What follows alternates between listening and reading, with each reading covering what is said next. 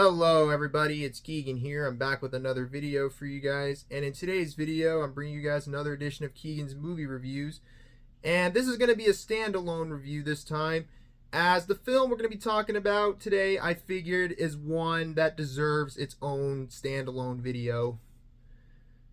Well, the film in question we're going to be talking about is a very notorious film. It's one of the most controversial and is regarded as one of the most disturbing films of all time, and it's not hard to see why.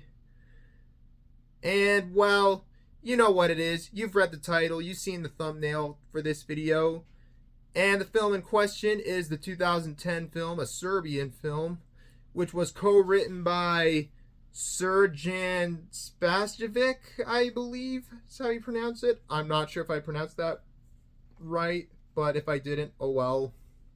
And this is the Blu-ray, by the way. I got this like almost 3 weeks ago. This is the Unearthed Films Blu-ray, which actually it looks pretty nice. It has some pretty good bonus material too, which is pretty nice. Anyways, the film was released in Serbia on June 16th, 2010, and didn't get a very wide release until almost a year later in 2011. However, the film is banned in 46 countries, including Australia, Germany, New Zealand, and I believe it's either banned or heavily censored in South Korea, but it's banned in 46 countries in total.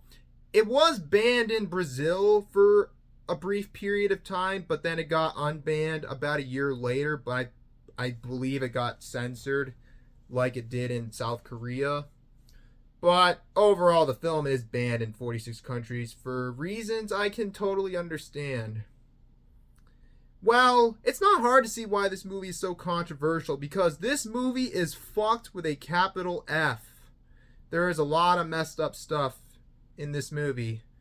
I won't really go into too much detail because I don't want to get this video age restricted, but if this video does end up getting age restricted, then whatever. I gotta be honest, I wasn't really sure if I was ever gonna watch this movie in my life and maybe talk about it for you guys. But you know what? You only live once, and my curiosity on this movie got the best of me, so I said, fuck it. I bought the Blu-ray of it, and I watched it last week. And I can honestly say, it's very messed up, alright. But we'll get to more on that in a little bit. But I'll get to the story of the film really quickly, and then we'll get into my honest thoughts on this movie. And it's, well, yeah. So let's take a dive into a Serbian film. So, a Serbian film has a pretty simple storyline. It follows a retired male porn star named Milos, who is played by Srdjan Todorovic. I believe I pronounced that right. Anyways, like I said, Milos is a retired porn star who lives with his wife and young son, who is like 6 years old or something. But then it seems to be living a normal life while trying to keep his past life a secret from his son, after his son finds one of the movies at the very beginning that he starred in. That's a weird way to start a movie. Anyways, one day Milos meets up with one of his former porn star pals, who tries to talk Milos into starring in one more film, a film that is that claimed to be a art house film. Art house my ass. So finally Milos agrees to starring in this art house film and meets up with the director named Vukamir. And it seems pretty normal. He says, it seems to be just some normal art house porno film or something. But little does Milos know, the film he's going to be starring in is a movie that I don't think anyone would ever watch, except for some sick fuck out there would watch. Because it's a snuff film involving necrophilia, murder, and pedophilia, I'm afraid. Although all the pedophilia in this movie is fake and is not done, because if it was done for real, this movie would probably never get released at all. So Milos agrees to do this film, and then from there, hell breaks loose. He has no idea the hell he signed up for. And basically, that's the storyline of the film in a nutshell.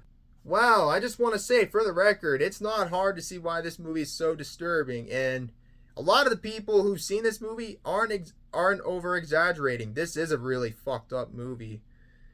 I can't decide if this is the most disturbing film I've seen, but it's up there with the likes of Irreversible, the second Human Centipede movie, Sallow, Antichrist, and a couple of other films.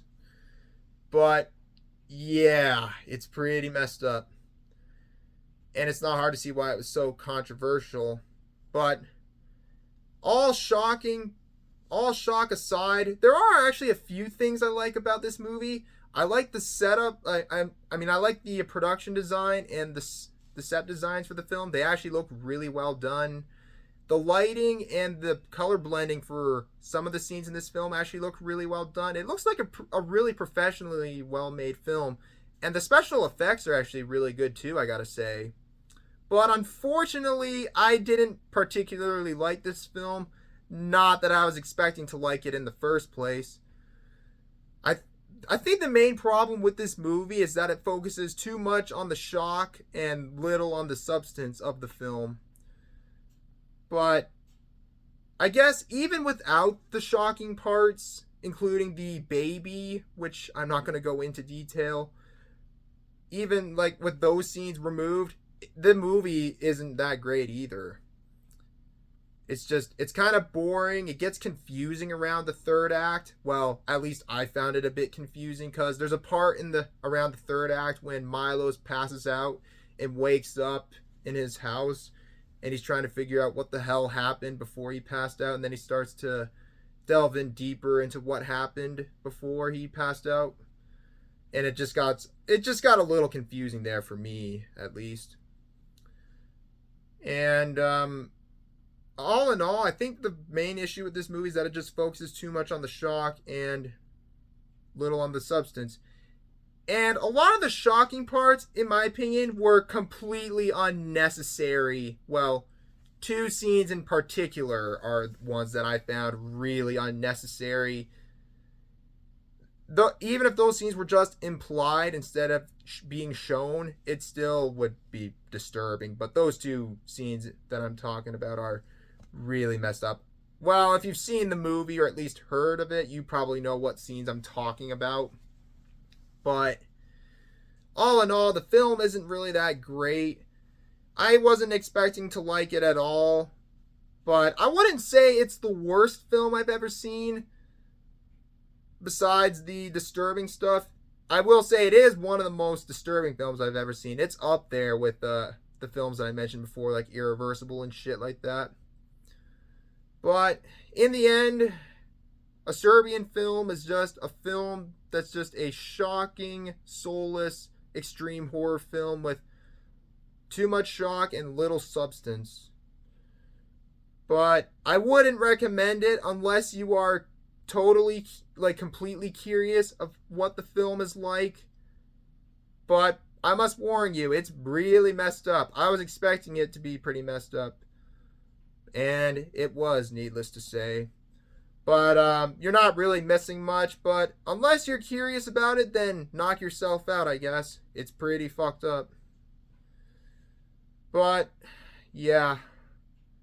All in all, not that great of a film. Despite some, the production value, the set designs, and some pretty good color blending in the film. And some pretty good some great special effects.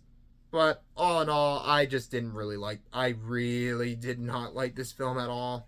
And I am likely never going to watch it again. And I am completely okay with that, I guess. But in the end, I watched it and I can live without watching it again. But hey, I can brag to people that I've seen the film like I'm bragging to you guys, I guess.